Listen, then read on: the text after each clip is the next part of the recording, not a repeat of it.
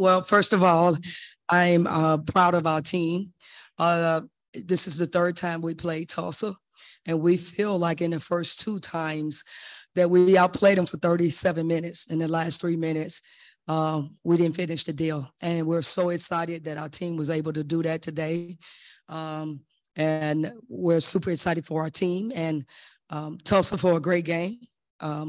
We felt like we contained and Bree, our freshman, defended Poindexter and did a great job. And collectively, as a team with 4 players in double-digit scoring, we were proud of our team.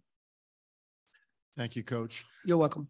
We have a microphone in here. If anyone in the room has a question, please raise your hand and we'll get the microphone to you.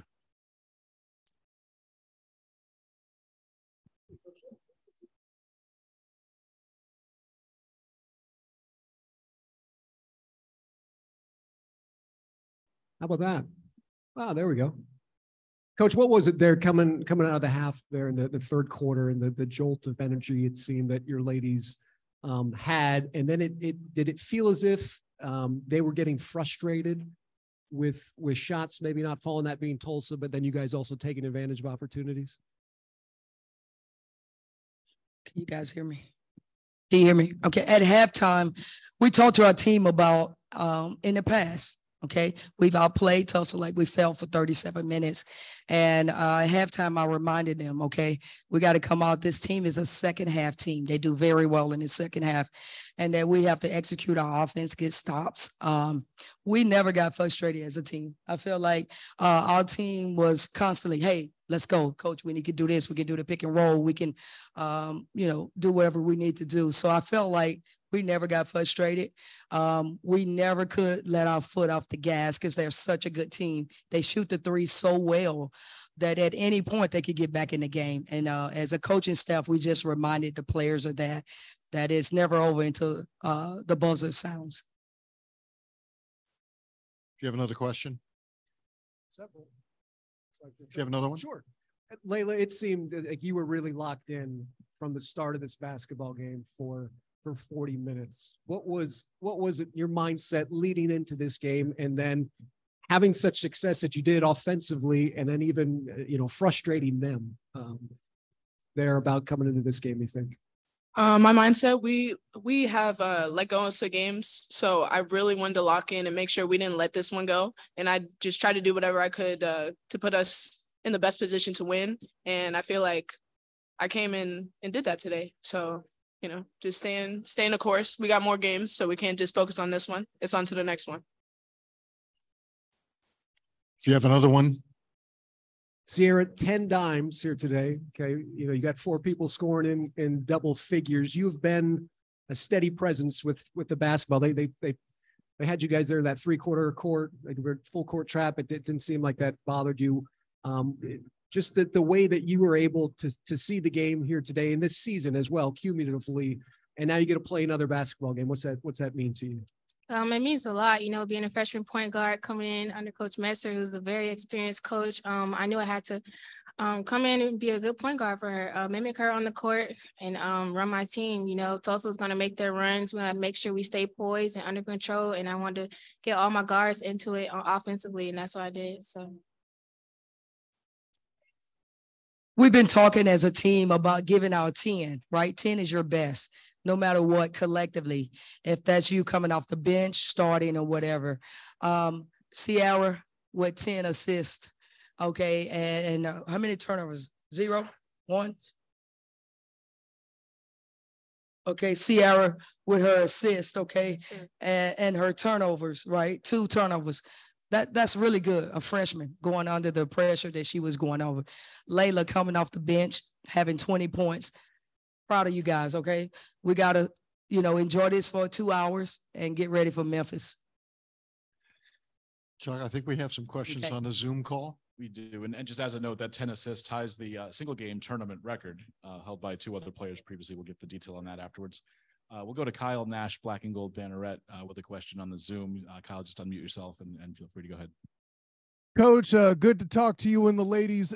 First of all, I was hoping I'd get an opportunity to ask you this particular question, but as much as we talked about third quarter struggles, how awesome is it to come out on this stage, no less, and have an excellent third quarter? And ladies, I see you both nodding. Please feel free to jump in on how good that feels to do that. Well, it felt well, okay? So for us, we've always talked about as a staff is we're building our foundation. And, you know, each loss we feel like we can learn from, okay? And that's just been our course and our process here. And we feel like there were like 4 or 5 games the third quarter has been our Achilles. And tonight to see our young ladies come out and just, you know, work hard and pursue through that third quarter. I'm super proud of them. And you guys can add to that. You guys know, obviously, statistically, our third quarters haven't been our best. So I feel like we came out and played when it mattered, and it was great. So. See, you want to add anything? Oh, yeah, sure. Yeah, third quarter was great. Definitely improved after all our past games, and this was the game that counted. It's what we needed in that third quarter, and we got to go. So, yeah. And Laila, I want to ask you really quick. Last year, you know, you were at the tournament, you know, you're a reserve player, you're a veteran from last year's group. You had the opportunity to be a major contributor. How good does it feel to drop 20 with this group, man? I really can't explain this feeling. I'm just glad that I get the chance to be out there this year, you know, and I'm glad that I stayed. I really am. I really love UCF. I love it here. So I'm really glad that Coach Messer gave me the chance to be able to play. And last one for me, Sierra, I have to ask you, I know you're, quote, a freshman and everything, but as a point guard, you're the general out there making, yeah, you saw my quotes, Laila. But as the point guard out there, you kind of saw things move and develop. And do you feel like the backcourt was very productive offensive, and then that kind of set up Laila, set up even Destiny to have, I think it's her 13th double-double as well, and y'all are facing a first team all conference forward as well, still got a double-double in there somehow. Like, did you kind of see the flow kind of go back and forth as the production came from all over the floor? Yeah, we've been working on our offense execution, and I think this game we did very well in it. We were very poised, like I said, and I'm very proud of Destiny and our team for, you know, doing good in this game. So, yeah. Another one? Another one or no?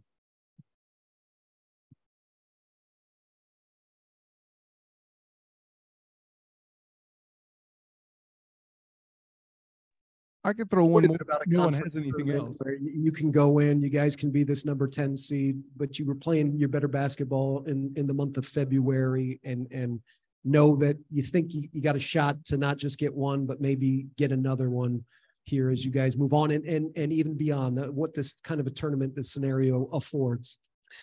Well, you know, our like I told you guys, if you think about it, we wear these bands every day, right? And it says won't stop. And you know, we knew this as players and our staff that this is going to be a year of a process, right? And with Ashton being back as an offensive threat, we got Nay now who's back. We've had some key injuries, and we feel like our whole thing was just don't stop, just keep going. What counts is March. Right. And it's the best time for us to click as a team and get it going. And that's what we've talked to our players about. And that's just been our theme. I feel like this is the right time for us to click. We got a lot of pieces that we had to bring together in a short amount of time to play our best basketball. And my goal as their coach was get them right and get them ready. Okay, through the injuries and through everything. And this is the right time for us to click. And we're just taking it one game at a time. You know, our thing, like I said, we'll let the players enjoy this for 2 hours.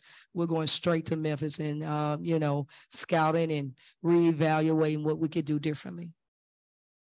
Chuck, we have another question on Zoom. I was just going on for the next one. Coach, you kind of touched on it, just looking ahead to the next game against Memphis. You know, an overtime, 2-point overtime decision. What can you take from that game that can prepare you for tomorrow?